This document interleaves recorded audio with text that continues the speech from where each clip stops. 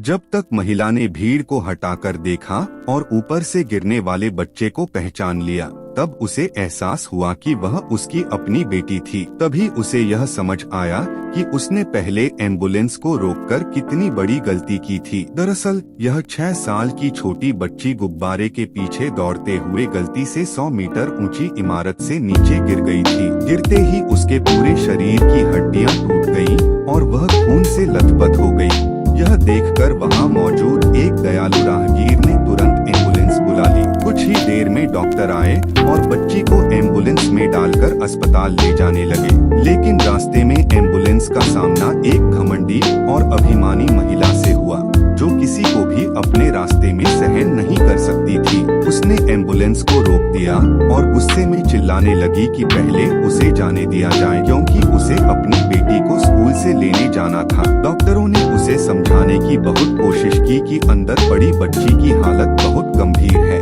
उसकी पसलियां टूटकर अंदरूनी अंगों को नुकसान पहुंचा चुकी हैं और अगर अगले आधे घंटे में ऑपरेशन नहीं हुआ तो वह मर जाएगी। लेकिन वह महिला किसी की सुनने को तैयार नहीं थी। उसे उस घायल बच्ची की जान की कोई परवाह नहीं थी। स्थिति इतनी बिगड़ गई कि डॉक्टर निराश होकर महिला के सामने घुटनों पर बैठ गए और विनती करने लगे कि वह रास्ता छोड़ दे। लेकिन इसके बजाय महिला और ज्यादा घमंड में आ गई। उसने अपनी कार की चाबी छुपा ली और वहां मौजूद सभी लोगों से अपने सामने घुटने टेककर माफी मांगने की मांग करने लगी। उधर एम्बुलेंस में पड़ी बच्ची की हालत और बिगड़ती जा रही थी। वह लगातार खून उगल रही थी और उसकी सांसें टूटने लगी थीं। यह देखकर वह राहगीर, जिसने एम्बुलेंस बुलाई थी और सहन नहीं कर सका, उसने ड्राइवर से कहा कि चाहे जो भी हो, गाड़ी आगे बढ़ाओ और अगर कोई दिक्कत आती है तो वह सारी जिम्मेदारी लेगा। लेकिन वह अभिमानी महिला सड़क के बीच में खड़ी हो गई